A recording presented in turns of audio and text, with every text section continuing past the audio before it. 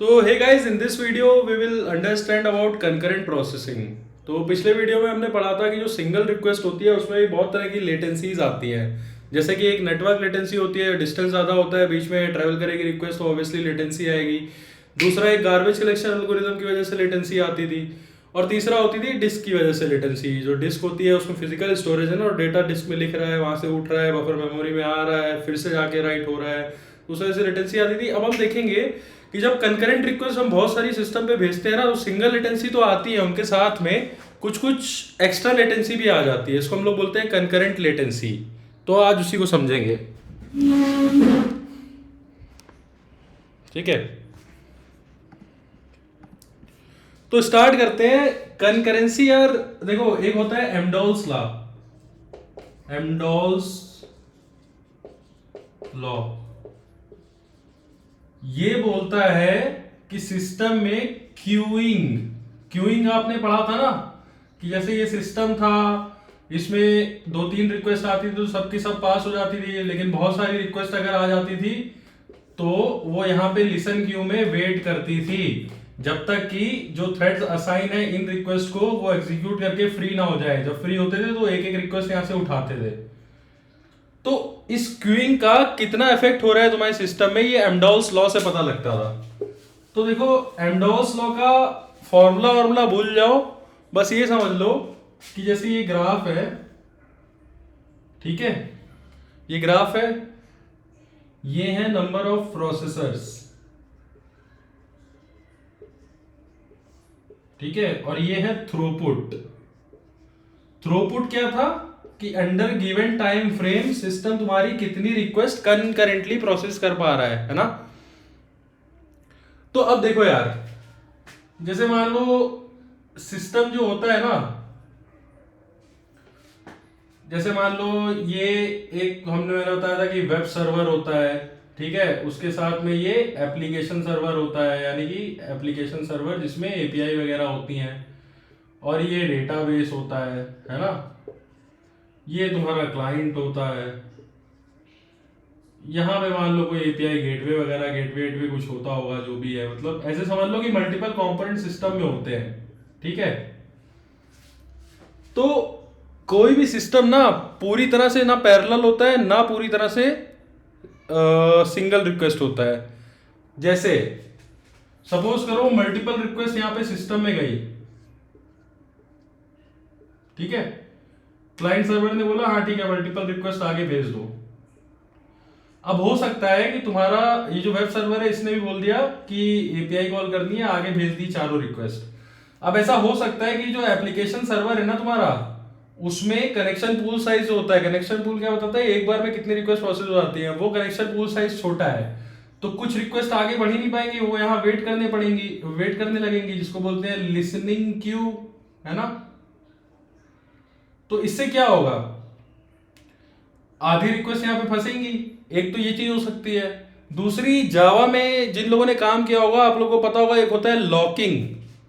तो होता क्या है कि सपोज करो आपके कोड में एक वेरिएबल है, ठीक है, जिसको आप थ्रेड सेफ बनाना चाहते हो। अभी थ्रेड सेफ क्या होता है कहीं और पढ़ लेना, ना समझ में आए तो कमेंट कर देना, मैं वीडियो बना दूंगा। तो आप ऐसा चाहते हो कि ये रिक्वेस्ट चारों आई और आपने यहां पे लॉक ले लिया। अगले वीडियो में आपको बताऊंगा ऑप्टिमिस्टिक और पेसिमिस्टिक दो लॉक होते हैं। तो जब भी लॉक लोगे ना, तो इनमें से कोई एक ही थ्रेड प्रोसेस कर रहा होगा इस कोड को। जब प्रोसेसिंग खत्म कर लेगा तब अगला थ्रेड प्रोसेसिंग करेगा। तो बेसिकली लॉक्स की केसेस में एक एक करके रिक्वेस्ट प्रोसेस होती है, यानी कि सिंगल रिक्वेस्ट प्रोसेसिंग होती है। भले ही आपका system is capable of handling parallel request because of multiple thread, but क्योंकि आपने लॉक लिया तो सिंगल ही प्रोसेसिंग होगी। अब हर वेब ऐप में कहीं ना कहीं तो लॉकिंग ट्रांजेक्शन होता ही है यार। तो इसीलिए पूरा सिस्टम ना कभी पूरा सिस्टम सिंगल प्रोसेसिंग का होता है, ना पूरा कभी पैरेलल प्रोसेसिंग का हो सकता है, ठीक है। तो एमडोल्स लॉ के अकॉर्डिंग, मतलब ऐसे एमडोल्स लॉ चलो भूल जाओ, बस ऐसे समझो कि यार ये आपका सिस्टम है, एक रिक्वेस्ट आई, आपने एक थ्रेड असाइन किया, आगे बढ़ गई। साइमल्टेनियसली एक और रिक्वेस्ट आई, एक और थ्रेड अवेलेबल था, आपने असाइन किया, बढ़ गई।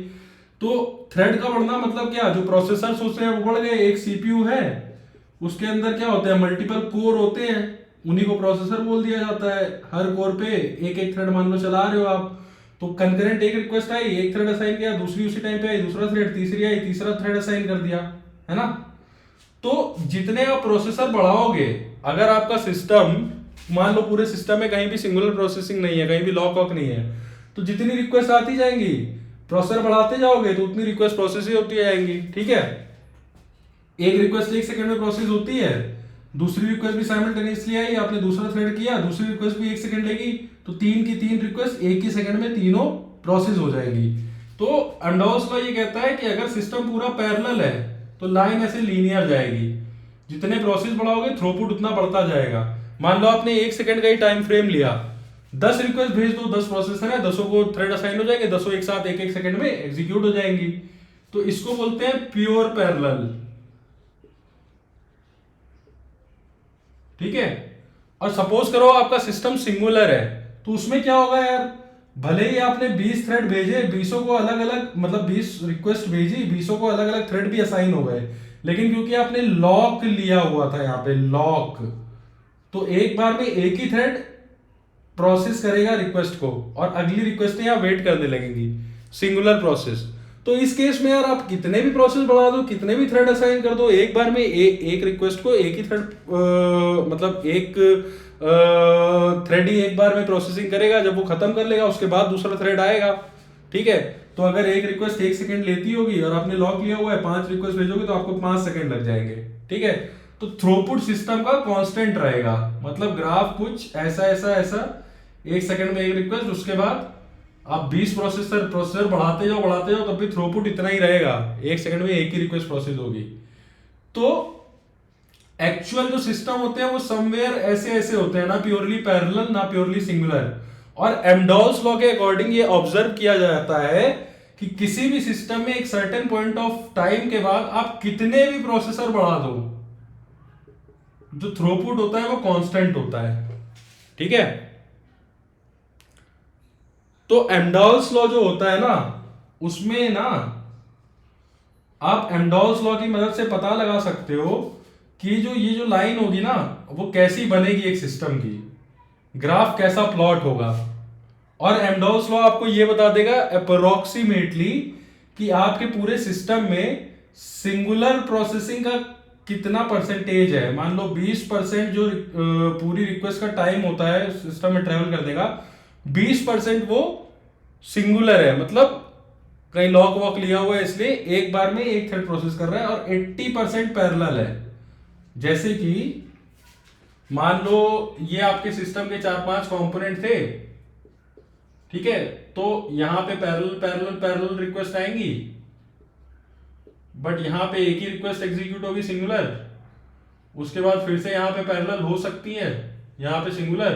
तो एम्डोल्स लॉ बता देता है कि ये सिंगुलर परसेंटेज कितना है, ठीक है। सिस्टम में जो सिंगुलर परसेंटेज है ना, वो हमेशा हमें कम करना होता है। तो कैसे आप अपना परफॉर्मेंस, मतलब सिस्टम को इतना परफॉर्मेंट बनाओ कि जो आपका ग्राफ है ना, वो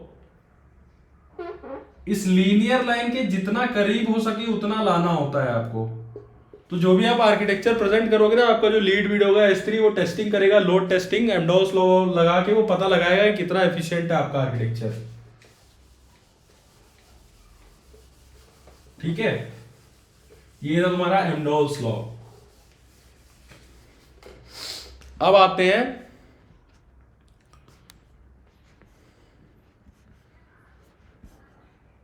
कंटेंशन।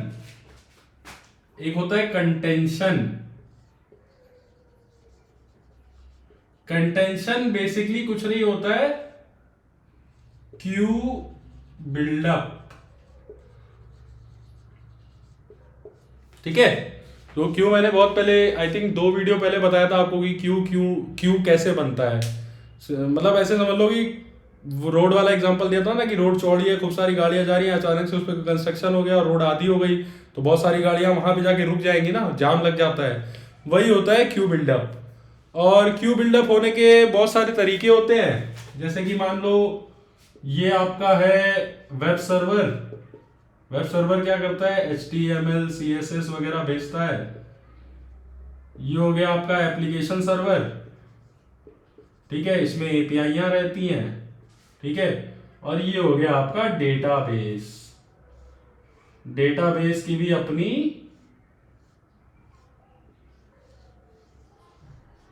बफर मेमोरी होती है, ठीक है। तो आप सबने ही पढ़ा था कि जो एपीआई सर्वर होता है, मतलब सबसे पहले ये आपका ब्राउजर होता है ना। जब ये सिस्टम से कनेक्ट करना चाहता है तो यहाँ पे TLS और SSL हैंडशेक प्रोसेस करता है, जिसमें वो कुछ पैकेट्स भेजता है, यहाँ से एक्नॉलेजमेंट आता है, ये सब चीजें होती हैं। उसके बाद कनेक्शन एस्टेब्लिश होता है, तब जाके एक्चुअल कंटेंट आप मांग सकते हो सिस्टम से, ठीक है। तो हम लोग क्या करते थे, अगर एक रिक्वेस्ट आई तो उसके लिए TLS हैंडशेक हुआ, दूसरी रिक्वेस्ट आई तो दोबारा हैंडशेक नहीं कराते हैं। जब हम ये पहली बार TLS हैंडशेक कराते हैं तो एक हेडर भेजते हैं, कीप कनेक्शन अलाइव, ऐसे ही कुछ नाम होता है उसका, जिससे कनेक्शन बना रहता है। रिक्वेस्ट सर्व हो जाती है तब भी ये कनेक्शन बना रहता है, नई रिक्वेस्ट आती है तो यही कनेक्शन यूज हो जाता है। और कई बार क्या करते हैं, मान लो 10,000 रिक्वेस्ट एक साथ भेज रहे हैं, तो इनिशियल जो 100 रिक्वेस्ट होंगी उनके लिए कनेक्शन स्टेब्लिश करेंगे और उसका एक पूल बना देंगे, जिसको बोलते हैं कनेक्शन पूल। और बाकी की रिक्वेस्ट में इसी पूल में से ला ला के भेजते रहेंगे हम लोग, मतलब ये कनेक्शंस यूज करते रहेंगे बाकी रिक्वेस्टों के लिए। अब आप सोच रहे होंगे कि यार ऐसा है, कनेक्शन पूल हम लोग खूब बड़ा सा बना देते हैं तो खूब सारी रिक्वेस्ट में लेटेंसी कम हो जाएगी। कनेक्शन पूल जब इनिशियली बनता है तब तो टाइम लगता है ना TLS हैंडशेक करने में, तो अगर बहुत बड़ा कनेक्शन पूल बनाओगे तो इनिशियल बहुत ज्यादा टाइम खा जाएगा वो, तो ओवरऑल लेटेंसी सिस्टम की कमी हो जाएगी, है ना, मतलब ज्यादा ही हो जाएगी। इसलिए एक ऑप्टिमाइज टेस्टिंग करने के बाद साइज निकाला जाता है कनेक्शन पूल का, ठीक है। तो सिस्टम जब आप रिलीज करते हो ना तो टेस्टिंग वेस्टिंग करके बताते हो हाँ कि इसकी कंकरेंसी 10K है, 10K कंकरेंसी के हिसाब से कनेक्शन पूल आपने बनाया है। अगर मान लो 100K रिक्वेस्ट भेज दोगे या 1 मिलियन रिक्वेस्ट भेज दोगे तो वो कनेक्शन पूल साइज छोटा पड़ जाएगा उन रिक्वेस्टों के लिए, तो जिस वजह से यहाँ पे क्यू बिल्डअप हो सकता है।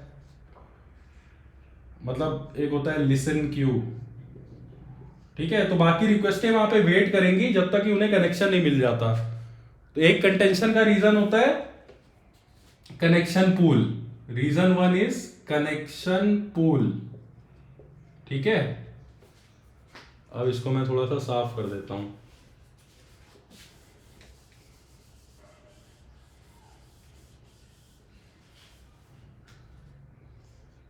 ठीक है। दूसरा रीजन होता है थ्रेड पूल। थ्रेड कहां पे बनते हैं, थ्रेड आपके एप्लीकेशन सर्वर में बनते हैं।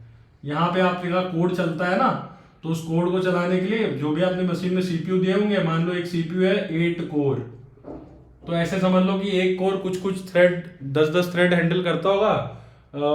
हम ये मान के चल रहे हैं कि एक कोर एक थ्रेड हैंडल करता है। तो बेसिकली थ्रेड्स का भी ना एक पूल बना लिया जाता है। इससे क्या होता है, बार बार हमें थ्रेड शेड्यूलर से, मतलब कि OS से लोड नहीं कराना पड़ता प्रोसेस के लिए। एक पूल पहले से बना के रखते हैं, जब भी नई नई रिक्वेस्ट आती जाती है इसी पूल में से उठा उठा के थ्रेड्स देते रहते हैं, ठीक है। वो L1 L2 कैश बहुत डीप हो जाएगा, अगर उतना डिटेल में जाऊंगा आपको जरूरत नहीं है उसकी। तो कई बार जैसे ही कनेक्शन पूल का साइज छोटा होता था वैसे ही थ्रेड पूल का साइज छोटा हो गया, तो सिस्टम में आई तो बहुत सारी रिक्वेस्ट आपने अलाउ कर दी, लेकिन थ्रेड पूल छोटा है इसलिए वो यहां कंटेंट हो जाएंगी, आगे बढ़ेंगी नहीं। जब उन्हें पूल मिलेगा, थ्रेड मिलेगा, तभी वो आगे बढ़ जाएंगी, ठीक है।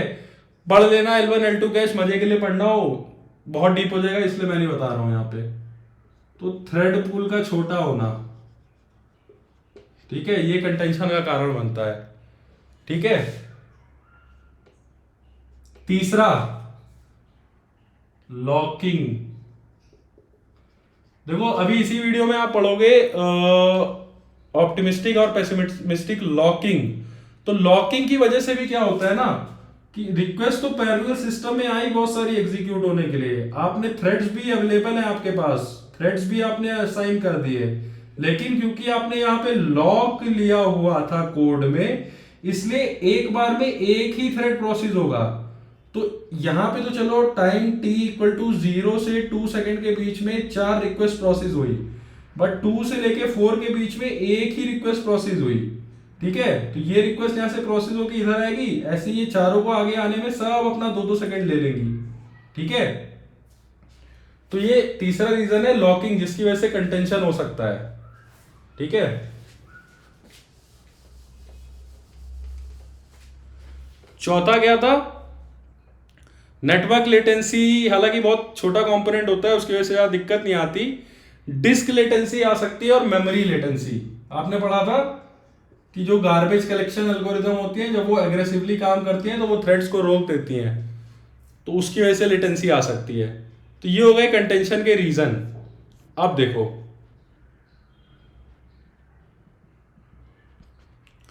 इसमें से जो ये कनेक्शन पूल साइज है, ये थ्रेड पूल साइज है, और ये जो मेमोरी है, ये सब तो टेस्टिंग करी जाती है सिस्टम की। उस हिसाब से ये पूल साइज हम घटा बढ़ा सकते हैं, कॉन्फ़िगर कर सकते हैं। लेकिन जो ये लॉकिंग है ना, ये पूरी तरह से डेवलपर की जिम्मेदारी होती है, बिल्डर की जिम्मेदारी नहीं होती। ठीक है, ऐसे समझ के बना लो यार कि जो आर्किटेक्ट होता है वो मकान का नक्शा वक्शा बना के देता है ना, कि यहाँ पे ऐसे दिखेगा, वैसे दिखेगा, बाथरूम इधर होगा, सीढ़ी उधर होगी, उसके अंदर चूना और वो सब लगाता है, वो तो मिस्त्री लगाता है ना। खराब कर दिया तो उसमें आर्किटेक्ट की क्या गलती है?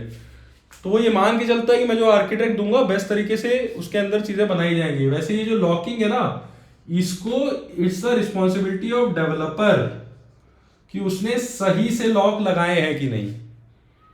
तो कभी भी मान लो इतना बड़ा कोड है और पूरे के पूरे कोड में आपने सिंक्रोनाइज ब्लॉक लगा दिया, तो इतना बड़ा पोर्शन एक एक करके प्रोसेस होगा। 10 थ्रेड वेट कर रहे हैं, एक थ्रेड पहले करेगा, फिर दूसरा करेगा, फिर तीसरा। तो ये जो लॉकिंग होता है ना, इसको एफिशिएंट बनाने के कई तरीके होते हैं। ठीक है, सो उन्हीं में से एक तरीका होता है लॉक स्ट्राइपिंग। ठीक है,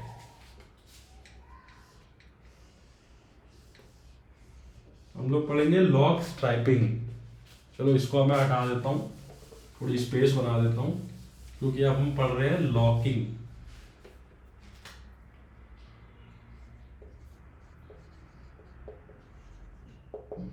तो पहला होता है लॉक स्ट्राइपिंग। ठीक है, लॉक स्ट्राइपिंग में क्या होता है ना,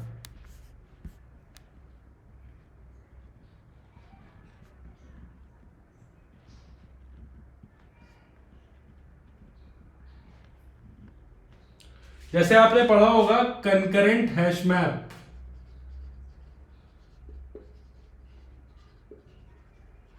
बेसिकली ये लॉग स्ट्राइपिंग डेटा स्ट्रक्चर्स पे लगती है। तो ये कंकरेंट हैश मैप वगैरह क्या करते हैं ना, हैश मैप कैसे काम करता है, ये हैश होते हैं और इन सब के करस्पॉन्डिंग बकेट्स होती हैं। ठीक है, उनमें ऐसे ऐसे बकेट्स होती हैं। ठीक है, जिसपे हैश कोलिजन या हैश कोलिजन होता है या नहीं होता है। अभी कंकरेंट हैश मैप क्या करता है ना, इसको एक पार्टीशन बना देता है। ठीक है, इसको एक पार्टीशन बना देता है, इसको एक पार्टीशन करा देता है, इसको एक पार्टीशन बना देता है। तो अगर जो आपका डेटा है वो मान लो इस कैश के साथ, इस कैश के करस्पॉन्डिंग कहीं यहां इस बकेट पे स्टोर है, तो वो देखता है कि ये किस पार्टीशन का हिस्सा है, सिर्फ उतने पार्टीशन पे लॉक लगाता है, बाकी के पार्टीशन पे लॉक नहीं लगता। तो कोई और थ्रेड अगर यहां से डेटा लाना चाहता है तो वो एक्सेस कर सकता है कंकरेंटली, सिर्फ इस वाले हैश पे लॉक लगता है। ठीक है, ये होती है लॉक स्ट्राइपिंग। अब आते हैं, एक और चीज इसमें होती है,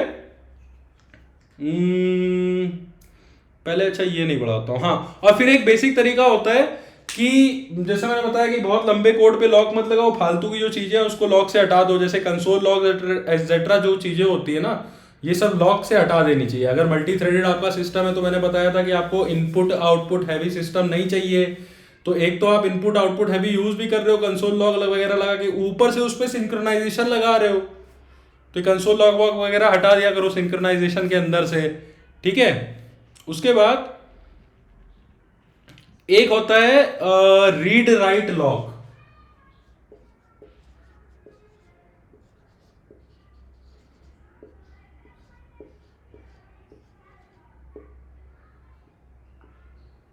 चलो अच्छा, इसको अभी नहीं बताता हूँ, ये बेसिकली ऑप्टिमिस्टिक और पेसिमिस्टिक लॉकिंग के साथ अच्छा लगेगा आपको। अभी बता दूंगा तो ओवरव्यू टाइप का हो जाएगा, ठीक है। अब देखो मजे आएंगे आपको। एक होती है पेसिमिस्टिक लॉकिंग,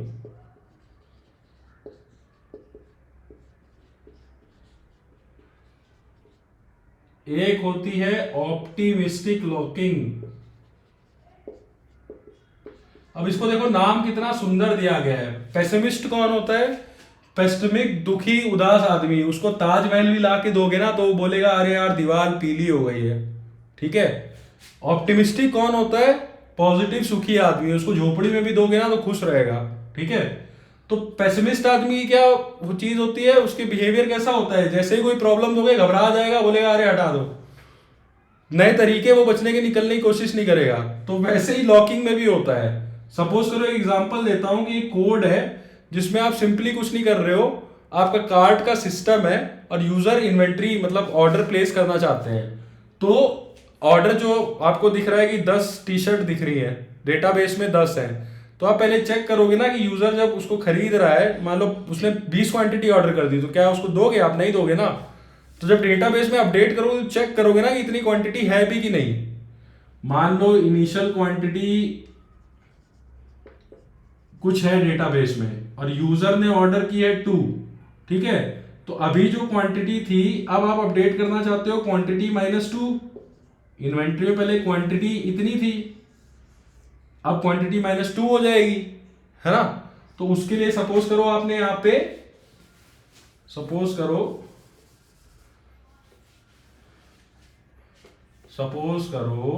कि ऐसे समझ लो, जो गई ऑप्टिमिस्टिक लॉकिंग, ये हो गई ऑप्टिमिस्टिक लॉकिंग, ठीक है। तो मान लो ऐसा कोड कुछ आपने लिखा हुआ है कि ऐसे सिलेक्ट एस्ट्रिक, पहले तो आप रीड करोगे इन्वेंट्री में कितना आइटम है, from inventory where product ID equal to some XYZ, ठीक है। यहां से आप डेटा रीड करोगे, ठीक है। उसके बाद ऐसे कुछ प्रोसेसिंग करोगे। सपोज कर लो कि जैसे यूजर क्या करता है, जब अमेजोन की वेबसाइट खोलता है उसमें दिखता है ना कि हाँ ये टी शर्ट है, ये इतना है, ये इतना है। जब उस कार्ड पे क्लिक करता है तब उसके अंदर की डिटेल आती है। अंदर की डिटेल मतलब कितने साइजेस अवेलेबल हैं, फैब्रिक की क्वालिटी क्या है, वॉशिंग इंस्ट्रक्शन क्या है, वगैरह वगैरह। तो उस पर आप कह दो हाँ वॉशिंग इंस्ट्रक्शन क्या है। उसके बाद यूजर ऑर्डर प्लेस करना चाहता है तो पहले हम चेक करते हैं कि जो लोकेशन है यूजर की वहां पे शिप हो सकता है ऑर्डर की नहीं। ऐसे ही मल्टीपल प्रोसेसिंग होती है। सो सपोज करो कि यहाँ प्रोसेसिंग ऑफ डेटा है सेकेंड स्टेप। पहले आपने यूजर को दिखाया कि इतना आइटम है, यूजर ने ऑर्डर जब प्लेस किया तो इन्वेंट्री से आपने उठाया आइटम, फिर देखा कि यूजर की लोकेशन को भेज सकते हो कि नहीं, मल्टीपल प्रोसेसिंग की, ठीक है। उसके बाद जब सब कुछ सक्सेसफुल हो गया, इनवॉइस जनरेट हो गया, मान लो ये भी एक स्टेप है, मतलब प्रोसेसिंग मिला के सेकेंड स्टेप है। पहला स्टेप ये था। तीसरा स्टेप क्या है कि जितनी क्वांटिटी ऑर्डर हुई है डेटाबेस में उतना अपडेट कर दो। अपडेट इन्वेंट्री टेबल सेट जो भी था क्वांटिटी इक्वल टू 500 -1। मान लो इनिशियली हार्ड कोड कर दे रहा हूं, 500 क्वांटिटी थी, अब उसको कम कर रहे हो आप। तो आप पेसिमिस्टिक लॉकिंग में क्या करोगे ना कि जब डेटा रीड कर रहे हो उसी टाइम पे टेक लॉग, तो ट्रांजैक्शन यहां पे स्टार्ट करोगे डॉट बिगिन। ये मैं डेटाबेस की लॉकिंग की बात कर रहा हूं। और जब आप डेटा अपडेट कर दोगे तब ट्रांजैक्शन डॉट कमिट कर दोगे, है ना। अब इससे बेटा नुकसान क्या होगा ना कि 1000 थ्रेड आएंगे, उनमें से कोई एक ही थ्रेड ये प्रोसेस करेगा, तब तक अगला थ्रेड कुछ कर ही नहीं पाएगा। इवन वो डेटा रीड भी नहीं कर पाएगा। तो मान लो कि इस प्रोसेस में लगता था रीड करने में 1 सेकेंड, इसमें लगता था 2 सेकेंड, अपडेट करते टाइम लगता था 3 सेकेंड, ठीक है। तो 1000 रिक्वेस्ट आएंगी, 3 + 2 5 + 6 6000 सेकंड खा जाएंगी। असली में इतना टाइम नहीं लगता है, असली में तो मिली सेकंड में लगता है, बट आपको अच्छा लगे इसलिए समझा रहा हूं। 6000 सेकंड खा लिए 1000 रिक्वेस्ट ने। ऑप्टिमिस्टिक लॉकिंग क्या बोलती है ना कि आप यहां से लॉक स्टार्ट मत करो, क्योंकि यहां तो सिर्फ डेटा रीड हो रहा है, रीड सबको हो जाने दो। बेसिकली पेसिमिस्टिक लॉकिंग कहती है कि यहां पे अलाउ मतलब डोंट टेक लॉक, ठीक है। सेकेंड स्टेप में डोंट टेक लॉक। जब आप यहां पे मॉडिफाई करने जा रहे हो ना डेटा, इधर पे जब ये मॉडिफाई वाला स्टेप आता है, नाउ टेक लॉक।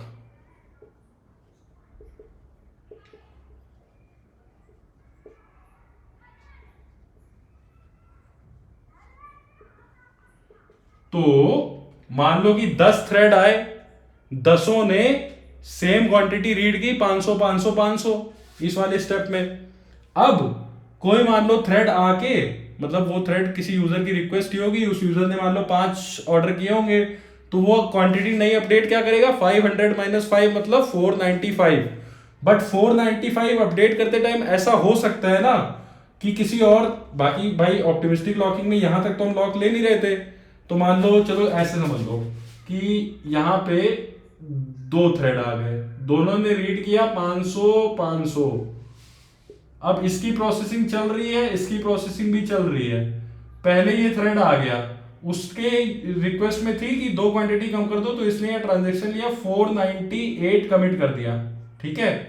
और इसकी प्रोसेसिंग अभी चली रही थी। अब ये भाई साहब आए और इन्होंने बोला कि मैं लॉक ले रहा हूं, मेरे यूजर ने 5 क्वांटिटी ऑर्डर की है, तो मैं 500 - 5 यानी कि 495 कमिट कर दूंगा।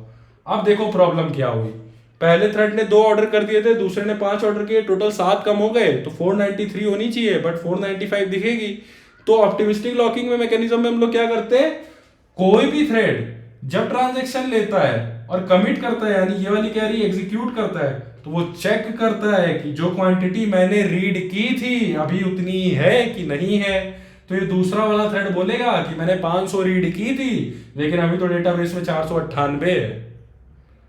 तो वो क्या करेगा, वो ये ट्रांजैक्शन छोड़ देगा, कमिट नहीं करेगा, और वापस जाएगा, दोबारा रीड करेगा, ठीक है। अब देखो इससे फायदा क्या होगा। सपोज करो तुम्हारा सिस्टम ऐसा है जिसमें बहुत सारी कंकरेंट रिक्वेस्ट आती तो है, लेकिन फाइनल कमिट बहुत कम कर पाती है, ठीक है। एग्जाम्पल, ये एक्चुअली रियल इंटरव्यू क्वेश्चन है, उसमें पूछा गया था। मान लो अमेजोन में कोई लग्जरी आइटम तुमको दिख रहा है, 250 रुपए में तुमको लग्जरी प्राडा के जूते दिख रहे हैं, तो सारे यूजर क्लिक करेंगे अबे 250 रुपए है ना। लेकिन जब वो अंदर जाएंगे देखेंगे कि प्राडा में डबल ए है, मतलब दिल्ली किसी चोर बाजार का आया हुआ है, तो उसको ऑर्डर कोई नहीं करेगा। रीड सबने किया, ऑर्डर किसी ने नहीं किया। तो ऐसे सिस्टम में ऑप्टिमिस्टिक लॉकिंग फायदेमंद होती है। मान लो कोई एक ही बेवकूफ टाइप का होगा, फंस जाएगा, डबल ए देखेगा नहीं, ऑर्डर मार देगा। 1000 रिक्वेस्ट आएंगी, मान लो 1001 रिक्वेस्ट आई, तो मैंने क्या बोला था, ये स्टेप लेता है 1 सेकेंड, ये लेता है 2 सेकेंड, ये लेता है 3 सेकेंड। तो ऑप्टिमिस्टिक लॉकिंग के केस में इतना तो तुम सबको अलाउ करोगे, पहला स्टेप सबको अलाउ करोगे, तो 1000 सेकेंड में 1000 रिक्वेस्ट प्रोसेस हो जाएंगी। फिर वो दूसरे स्टेप पे आएंगी, यहां भी तुम सबको अलाउ कर रहे हो, ठीक है। तो टोटल 3000 रिक्वेस्ट 3000 सेकेंड में प्रोसेस हो गई, है ना भाई। एक रिक्वेस्ट अगर जाएगी तो यहां तक वो 3 सेकंड लेती है, 1000 रिक्वेस्ट आएंगी वो भी 3 सेकंड ही लेगी। सॉरी गलती हो गई। मान लो कि तुम्हारे पास 1000 थ्रेड्स है, तुम्हारी कंकरेंसी सिस्टम की 1000 की है, वो 1000 रिक्वेस्ट एक साथ प्रोसेस कर सकता है। तो यहां तक तो तुमने कोई लॉक नहीं लिया था, तो 3 सेकंड में 1000 रिक्वेस्ट प्रोसेस हो गई। इतने में केवल लॉक लगेगा, ठीक है। तो पहली रिक्वेस्ट 3 लेगी सेकंड, दूसरी रिक्वेस्ट 3 सेकंड लेगी, टोटल 1000 रिक्वेस्ट 3000 सेकंड ले लेगी। तो टोटल 3000 + 3 सेकंड्स में 1000 रिक्वेस्ट ये प्रोसेस कर देगी। इस केस में 6000 सेकेंड लग रहे थे। बट क्यों वो ऐसा कर पा रही है? क्योंकि जो मैंने प्राडा वाला एग्जांपल दिया, इसमें ये वाला स्टेप कहीं भी नहीं हो रहा है। मैंने आपको स्टेप बताया था ना कि यहाँ पे जब भी आप कमिट करोगे तो चेक करोगे मैंने जितना रीड किया था स्टार्टिंग में उतना है कि नहीं। उतना अगर नहीं हुआ तो दोबारा रिट्राई करोगे, दोबारा जाओगे, रीड करोगे, पूरा प्रोसेस करोगे। तो प्राडा के केस में बहुत कम ही लोग होंगे, बहुत कम ही थ्रेड होंगे जो एक्चुअल ये वाला स्टेप एग्जीक्यूट करेंगे। तो बहुत कम ही ऐसे थ्रेड्स होंगे जिनको दोबारा रीड करना पड़ेगा क्योंकि मॉडिफाइड डेटा हुआ ही नहीं है।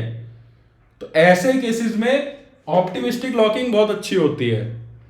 बट सपोज करो इसका उल्टा केस है। उल्टा केस है मतलब ऐसे समझ लो कि वो डबल ए नहीं है, एक्चुअल प्राडा है, ठीक है। तो उस केस में अगर आपने ऑप्टिमिस्टिक लॉकिंग दे दी तो रीड सब करेंगे, राइट भी सब कर देंगे। तो मैक्सिमम रिक्वेस्ट को दोबारा रिट्राई करना पड़ेगा, है ना। मैक्सिमम रिक्वेस्ट को दोबारा रिट्राई करना पड़ेगा। तो इतना पार्ट तो एक ही करके प्रोसेस हो रहा था, वो तो यहां भी हो रहा था। फायदा ऑप्टिमिस्टिक का बस यहां पे था कि ये कंकरेंटली प्रोसेस हो रहा है। बट अब क्या होगा, मल्टीपल रिट्राई, दोबारा रीड करो तो हो सकता है एक रिक्वेस्ट है वो 1000 बार रिट्राई करती रहे क्योंकि बाकी इतने सारे थ्रेड्स हैं वो मॉडिफाई करते रहे डेटा। तो इस वजह से कई बार पेसिमिस्टिक लॉकिंग भी फायदेमंद होती है, समझे। अब चलो आगे बढ़ते हैं। अच्छा हाँ, चलो इसमें डेडलॉक भी बता देता हूं। तो इससे क्या होगा कि अगर मान लो ये एक्चुअल प्राडा है तो एक कुछ रिक्वेस्ट होंगी, कुछ थ्रेड्स होंगे, वो बार बार रिट्राई करते रहेंगे, कभी फ्री नहीं होंगे। वही डेडलॉक होता है यार, तुम्हारा थ्रेड कहीं रिक्वेस्ट में फंस जाए, बाहर निकल ना पाए, डेडलॉक हो जाता है वो।